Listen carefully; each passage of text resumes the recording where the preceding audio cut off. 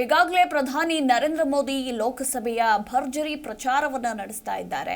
ಇನ್ನು ತಮಿಳುನಾಡಿನ ಕೊಯಮತ್ತೂರಿಗೆ ತೆರಳಿ ಅಲ್ಲಿ ಕೂಡ ರೋಡ್ ಶೋ ಅನ್ನ ನಡೆಸಿದ್ದಾರೆ. ಸಾಯಿಬಾಬಾ ಕಾಲೋನಿಯಿಂದ ಆರ್ಎಸ್ ಪುರಂವರೆಗೆ 2.5 ಕಿಲೋಮೀಟರ್ ವರೆಗೆ ತೆರೆದ ವಾಹನದಲ್ಲಿ ಮೋದಿ ಸಾಗಿದ್ರು.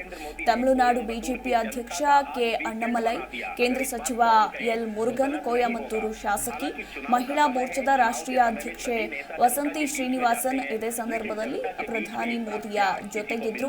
ಇನ್ನು ಗಮನಿಸಬಹುದು ನೀವು ಕೂಡ ದೃಶ್ಯಾವಳಿಗಳಲ್ಲಿ ರಸ್ತೆಯ ಇಕ್ಕೆಲಗಳಲ್ಲಿ ಸೇರಿದಂತಹ ಲಕ್ಷಾಂತರ ಮಂದಿ ಹೂವಿನ ಮಳೆಗೈದ್ರು. ಮೋದಿಯನ್ನ ಇದೇ ಸಂದರ್ಭದಲ್ಲಿ ಕಣ್ತುಂಬಿಕೊಂಡ್ರು. आज उनको सामने बिल्कुल अपनी आंखों से देखा जाए तो निश्चित तौर पर हम तो कह सकते हैं कि प्रधानमंत्री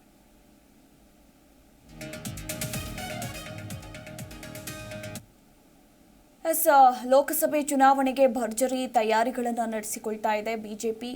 ಶತಾಯಗತಾಯ 28ಕ್ಕೆ 28 ಕ್ಷೇತ್ರಗಳನ್ನು ಗೆಲ್ಲುವ ಗುರಿಯನ್ನ ಹೊಂದಿದೆ.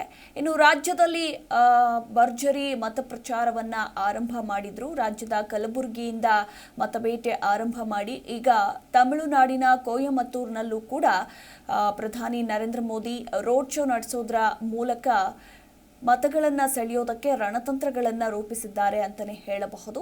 ನಿನ್ನೆ ತಮಿಳುನಾಡಿನ ಕೊಯಮತ್ತೂರಿನಲ್ಲಿ ಭರ್ಜರಿ ರೋಡ್ ಶೋ ಅನ್ನು ನಡೆಸಿದ್ದಾರೆ. ಬರೋಬ್ಬರಿ 2.5 ಕಿಲೋಮೀಟರ್ ಅಂದರೆ ಸಾಯಿಬಾಬಾ ಕಾಲೋನಿಯಿಂದ ಆರ್ಎಸ್ ಪುರಂವರೆಗೆ 2.5 ಕಿಲೋಮೀಟರ್ ತೆರೆದ ವಾಹನದಲ್ಲಿ ಸಾಗಿದ್ರು. ಇದೇ ಸಂದರ್ಭದಲ್ಲಿ ತಮಿಳುನಾಡಿನ ರಾಜಕೀಯ ನಾಯಕರೆಲ್ಲರೂ ಕೂಡ ಪ್ರಧಾನಿ ನರೇಂದ್ರ ಮೋದಿಗೆ ಸಾಥನ್ನ ಕೊಟ್ಟರು. ಬಿಜೆಪಿ ಅಧ್ಯಕ್ಷ ಕೆ ಅಣ್ಣಾಮಲೈ, ಕೇಂದ್ರ ಸಚಿವ ಎಲ್ ಮುರುಗನ್, ಕೊಯಮತ್ತೂರು ಶಾಸಕಿ ಹಾಗೆ ಮಹಿಳಾ ಮೋರ್ಚಾದ ರಾಷ್ಟ್ರೀಯ ಅಧ್ಯಕ್ಷೆ ವಸಂತಿ ಶ್ರೀನಿವಾಸನ್ ಇದೇ ಸಂದರ್ಭದಲ್ಲಿ ಪ್ರಧಾನಿ ಮೋದಿಯ ಜೊತೆಗಿದ್ರು. ಇನ್ನು ರಸ್ತೆಯ ಇಕ್ಕೆಲಗಳಲ್ಲಿ ಲಕ್ಷಾಂತರ ಮಂದಿ ಕೂಡ ಸೇರಿದ್ರು, ಮೋದಿಯನ್ನ ಕಣ್ತುಂಬಿಕೊಂಡ್ರು. ಇದೇ ಸಂದರ್ಭದಲ್ಲಿ ಮೋದಿಗೆ ಹೂವಿನ ಮಳೆಯನ್ನೇ ಸುರಿಸಿದ್ದಾರೆ.